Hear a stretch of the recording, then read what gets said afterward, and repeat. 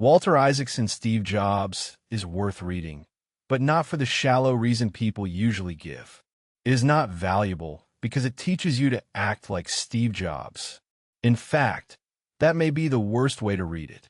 The book is valuable because it lets you study a rare builder without hiding the damage around him. My review is this. The biography is strongest as a judgment of creative power. Isaacson shows how Jobs turned taste into strategy. He cared about the invisible back of the cabinet, the box opening, the retail store, the launch theater, the interface, and the whole system around a product. That is the book's best gift.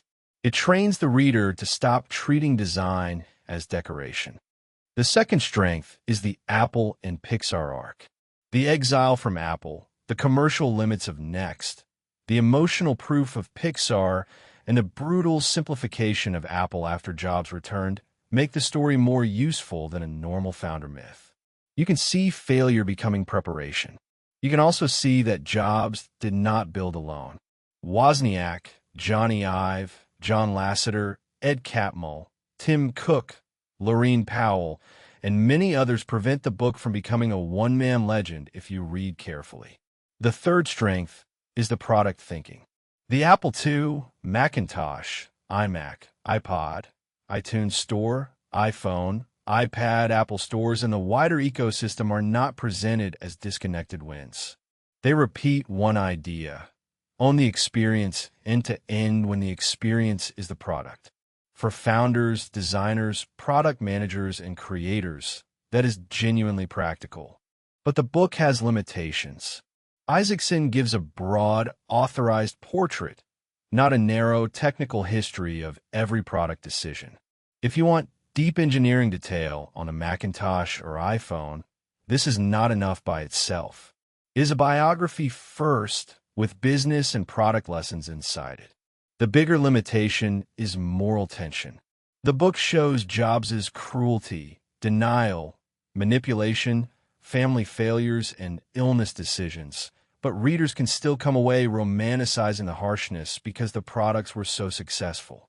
That is not entirely Isaacson's fault. It is the danger of the subject. The reader has to do some ethical work. So who should read it? Founders should read it, but with caution. Copy the focus, not the humiliation. Designers should read it for the hidden quality standard and for the idea that the product is the whole journey. Product managers should read it for integration, subtraction, and taste. Casual readers interested only in Apple gossip can skim parts, but they will miss the larger value. Anyone looking for a gentle leadership model may want to skip it or read it as a warning. The most useful example in the book is not the black turtleneck or the dramatic launch. It is Paul Jobs teaching that the back of a cabinet should be finished properly even if nobody sees it. That line explains more about Apple than many strategy diagrams. Hidden quality becomes culture. The most dangerous example is Jobs' illness.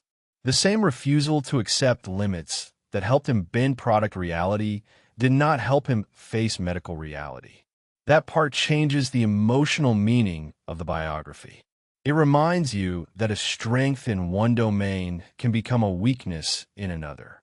The book is also useful because it separates taste from mere opinion. Jobs did not just say, "I like this" or "I hate that." At his best, he looked at friction. He noticed when a product made the user think too much, when a store felt confusing, when a box opening weakened the promise, when a music purchase had too many steps, or when a phone keyboard locked the device into the past. That is a higher standard than having strong preferences. It is trained attention. That distinction matters for readers. If you only copy the attitude, you become annoying. If you copy the attention, you become better. The biography gives you many chances to practice that difference. When Jobs cuts Apple's product line, ask what focus really costs. When he works with Johnny Ive, ask what design can do when it has authority. When Pixar succeeds, ask why technology without feeling is incomplete. When the cancer chapters arrive, ask where confidence should stop. I would not call the book perfect, but I would call it unusually productive. It gives you admiration, discomfort, strategy, gossip, product history, and moral warning in one long portrait. That mixture is exactly why it lasts. A cleaner book might be easier to quote, but it would teach less. My final recommendation is yes, read Steve Jobs, especially if you build products, lead creative teams, or care about how taste becomes commercial power. But do not read it as permission to become harsher.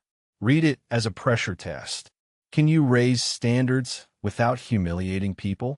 Can you own the full experience without needing to control every person?